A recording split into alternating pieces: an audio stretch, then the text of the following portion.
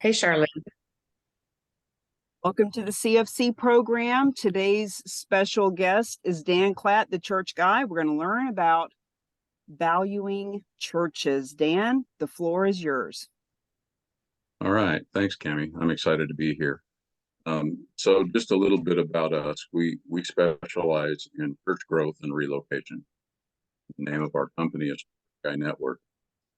So primarily, we do real estate services for churches, schools, and daycare. Since 2003, we've been exclusively. We refer other types of real estate out to other types of professionals with what we know well. It's really kind of cool when people ask, what do you do? Say, I buy and sell churches, and it usually causes this little tick like, what? And that's kind of fun.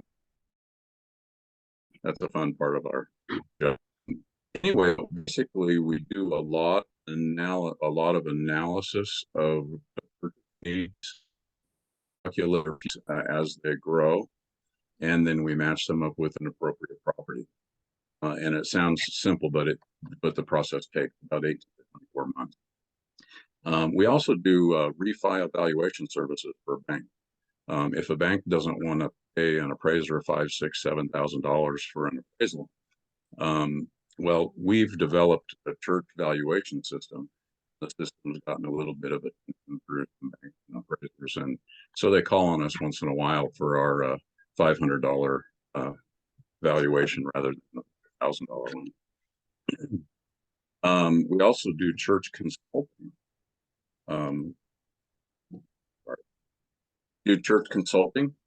And that's a lot of fun. We evaluate the church operation, staff, the neighborhood psychographics, the demographics.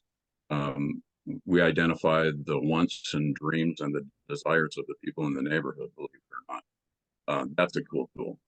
So we help churches move from lessee to owner. It doesn't make any sense for a church not to own their own property. And I'll demonstrate that a little bit later. So they don't pay taxes, and therefore there's no write-off for a church or a nonprofit to want to lease and pay that extra landlord markup. And also, I'm very proud to say that I'm a charitable real estate specialist. I'm excited since our alliance with the Real Agents of Change and Amy Baker, we've become a channel whereby churches and other nonprofits can receive gifts of real estate. So thank you, Cami. This has been fun and enlightening. Anyway, right now I'm training 106 real estate professionals to work with churches in various locations across the country. So I'm teaching them how to evaluate buyers and tenants' need, determine the size and the financial capability of the client, study and vet the properties, work with nonprofits and their multiple layers of authority, and likewise the multiple layers of approval. And then we also give our agents appropriate lingo, believe it or not.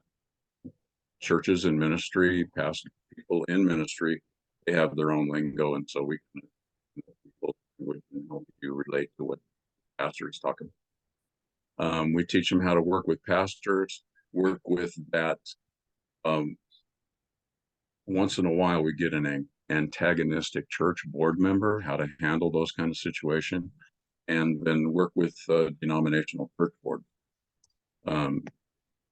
But very first time I meet with a pastor and we're just getting to know each other, I go through this exercise with me. And that's the exercise that I'm going to show you guys right here in a minute. I go through the exercise because it aligns their expectations with reality. They walk in the door with a certain expectation based on their experiences in the past. But most of them have never bought a church before. And so it's a little bit different. And so we have to readjust their expectations. The church growth profile, which is what I'm going to show you right now, identifies exactly what a church needs in a property and what it costs. And so I'm going to share my screen and show you guys this tool.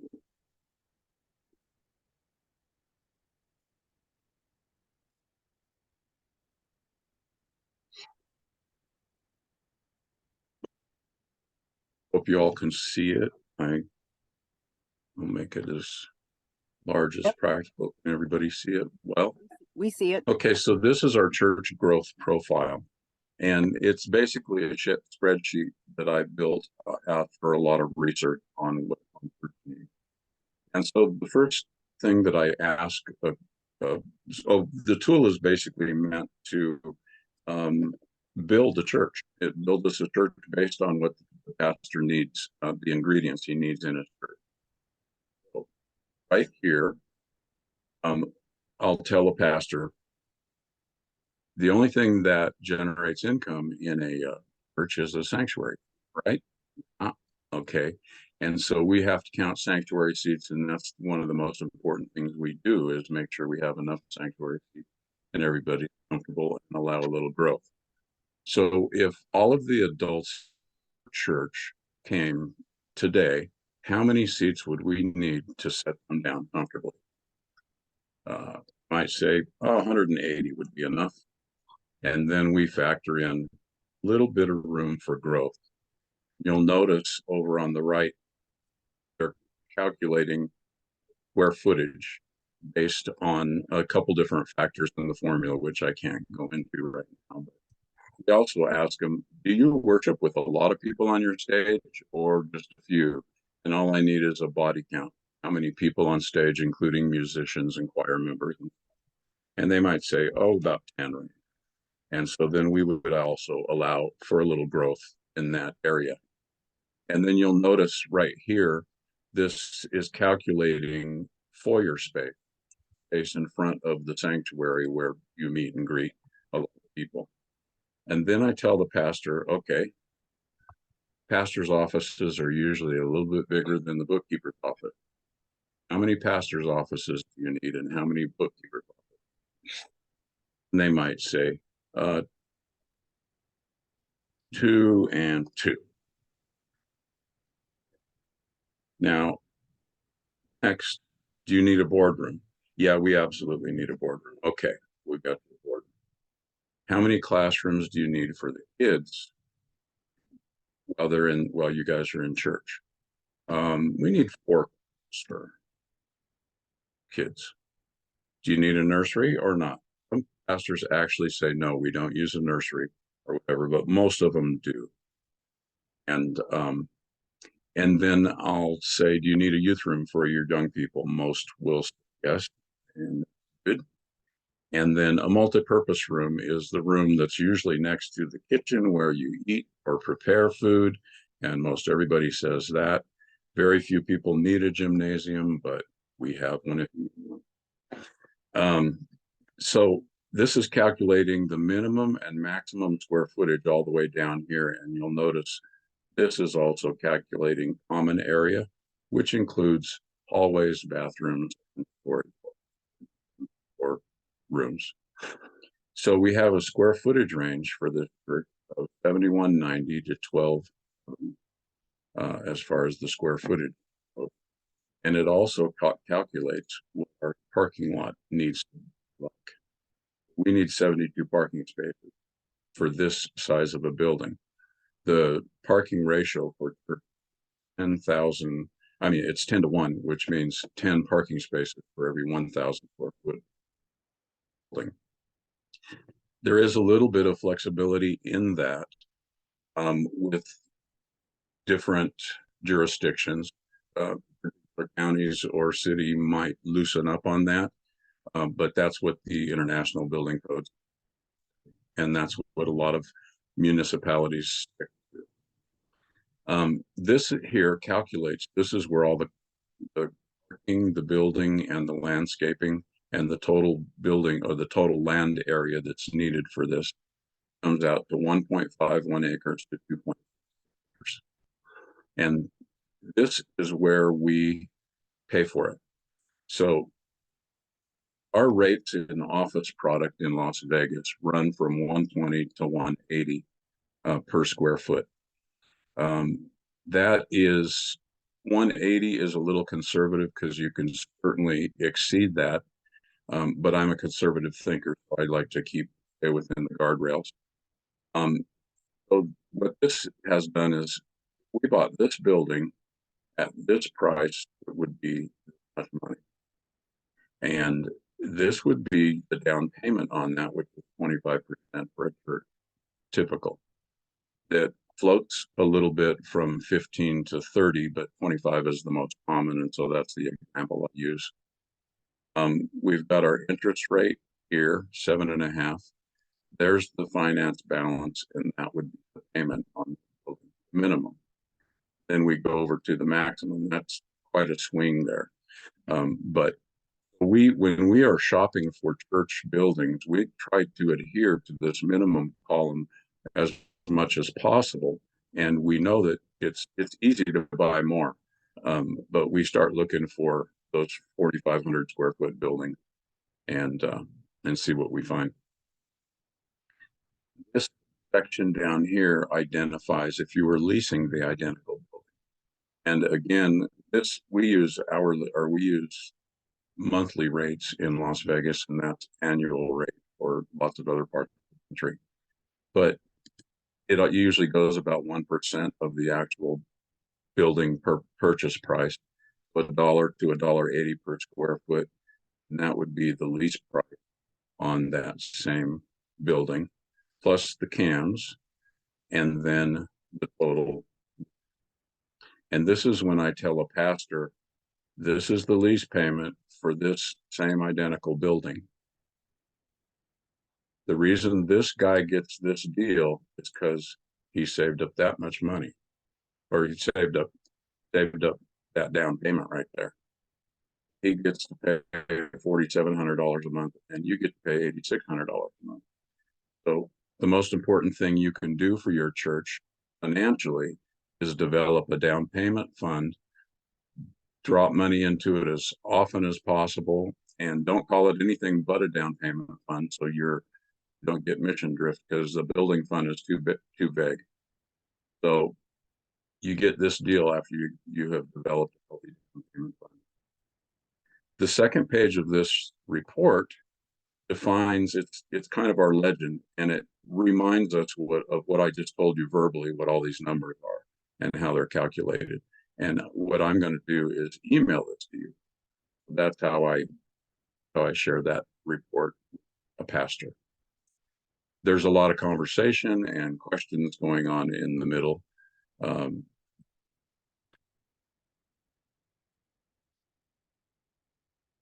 So it goes a little slower than that. Next, what we do, we're working with a pastor, and he's either identified a building he'd like to check out, or we've identified one and we have an address. This income potential tool is a tool that I designed to help pastors keep from falling in love with something they can't afford. Because if between the giving patterns of the average American churchgoer and the demographics of where that property is sitting is going to determine what your income potential is on a regular monthly basis. So let's put in the demographics of this building that we found, and just use some fictitious demographic. And so we know that we need at least 180 seats, and that's where the seats go, right? And the rest of it calculates out. Basically, this calculates down through here. 144 of those people, 144 people will sit in 180 seats. Sorry. 28.8 of those people will be regular tithers of full 10% of their income, and the 115.2% of those, or 115 point people, will give 3% of their income, roughly. This all calculates how much that all goes down to a monthly basis, and this is how much they can afford to pay. in rent or mortgage on a regular monthly basis, 30% of their income.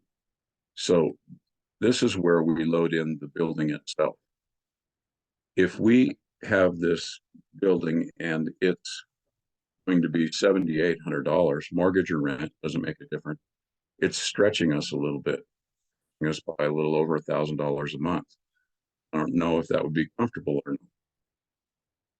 A lot of churches, especially a church this size, might have a small church renting from them once a month or once a week or twice a week and holding church service and Bible study. They might pay them about $1,200 a month. And then that turns this building into a pretty decent deal. They need that tenant though to make it rock like that. But if they also do early morning service where they draw a few early birds out, that will actually increase their income a little bit if they do the same thing in a late evening service. And so then that building turns from not so hot to not so bad. And that's basically what we do when we vet building. We want to make sure that it can pay for itself in its given demographic neighborhood. And with that, I'll take questions. That's fascinating, Dan, that you know how much people are going to give. Where do you get the numbers that 20% of them will give 10% of their income? So I learned all that by studying a bunch of different writings through different people. There's one company that's started by the Baptist Association called Lifeway Research, and they have articles on all kinds of different things, and that's kind of where I learned it from. Some of the articles I read in Lifeway Research. Some of it was just my own practical ministry because I started working in churches in 1970. So it's been 40 years. I've learned a lot of it. A lot of these things that I say when I do these reports with the pastors and tell them, 3% or how many of them are going to give tithe and how many of them are going to give, they're all nodding like, yep, that's about right. That's about right. Because Now, that's their experience. Is the minister's salary put in there at all to see how much they can afford or is it just based on rent? No, because that's just based on the rent only. It's 30% of their income. So another 35 or so percent of their income can go towards salaries of people, office supplies, all of the operational costs. Then the other part of it is supposed to be another 25 to 30% supposed to be used for actual like mission work. And they're actually supposed to give money away. They do. Guys, if you want to turn your camera on and chat with Dan, we all turned our cameras off to give you more bandwidth because your auto was lagging a little bit, but we don't want him to feel like he's sitting here by himself. So I think we're good to turn our cameras on. All right. So something interesting about the income potential profile, I can use that backwards.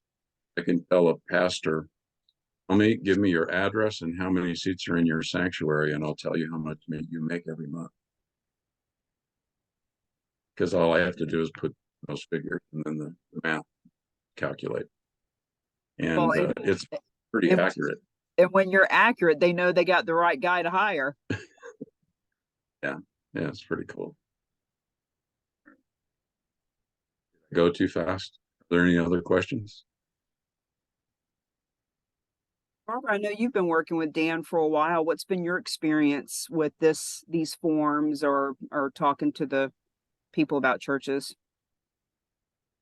Well, you answered the one question that I had as well, which encompasses utilities and all the other expenses. So, Cammie, you hit that one that I was going to ask. And then the transition of churches now being online and more after COVID, they're continuing to do that, plus having in-house services. And I know our church, instead of sending an offering basket, you put it in a box, or you can do it online now. Do you find that, I guess it's too early to know the statistics or how that's impacting them? So no, it's had a big impact, and it's not too soon. So I can tell you that my own church fits in the majority of what happened to churches all across the country during COVID. We lost, our attendance went down. The maximum we could have at one time was 25 people, and then they said we could have 50 people at one time in the building. But we had an increase in giving during those.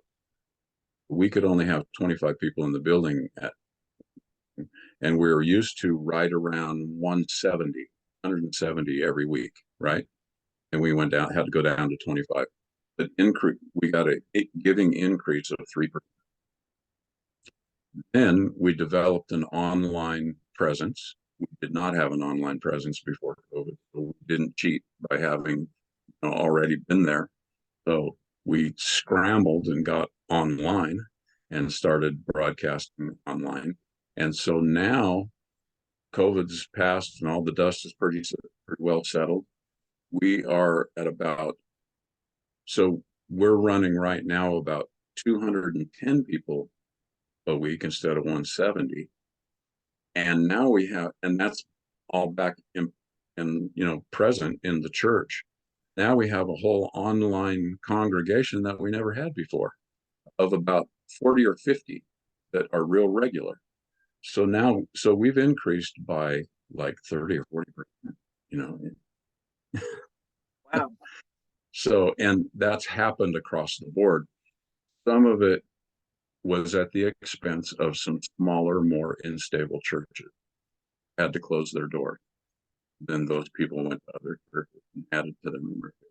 And that's kind of where the growth came from. It also came from a lot of people facing their mortality. People reading, watching the news, and all of a sudden they want to go to church. Scared the pants off of a bunch of people. Well, I know we don't have any numbers for this yet, but I love the analytics that you have. I'd like to see in another year, 3 years, 5 years, when the churches are putting on. So I went to a church here in Dallas this past weekend, huge church, rock band on the stage. Right. And they had the screen that came up and said, you can send your money to this PayPal account, you can text your money here, you can go, and I thought, if they just had that one more line, and if you want to donate real estate, give this person a call.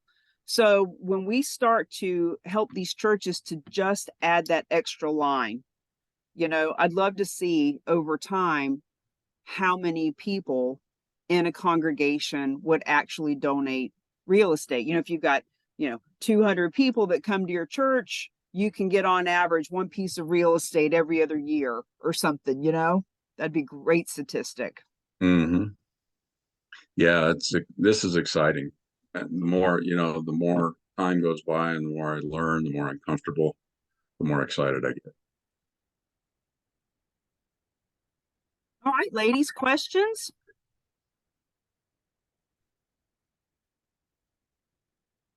That was excellent. Very thorough. Yeah, it was very interesting information. Yeah, Sure. it really was. Yeah, there are things that most people don't think about. And how many people did you say you were training right now? 106. Wow. And that's all across the US, or? Mm-hmm. Mm-hmm. Wow. Impressive. Congratulations. Yeah, it's pretty exciting and exhausting. I'm sure. Yeah. Sometimes I'm getting pulled in a lot of directions at once.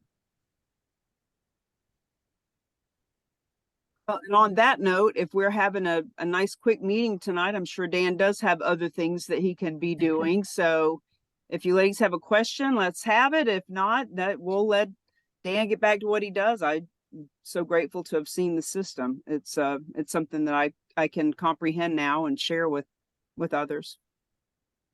Dan, your assistant sent me the link from yesterday, so I'll watch that. And then if I come up with anything, I'll reach out to you if I have questions. All right, cool. Thank Yeah, you. we need to talk too. So, Yes, we do. all right. All right. All Yeah, I right. wasn't able to get on yesterday. I tried and it kept kicking me off. We Or had your- a, For your we had a 30-minute, hacker. I'm sorry? We had a hacker came in and Oh. hacked on top of I think three other people's accounts. I don't know how that worked. Yeah, well, that's the It was- third hacker in a week. I've been on 3 different events. They're not even related, and there's been somebody hacked on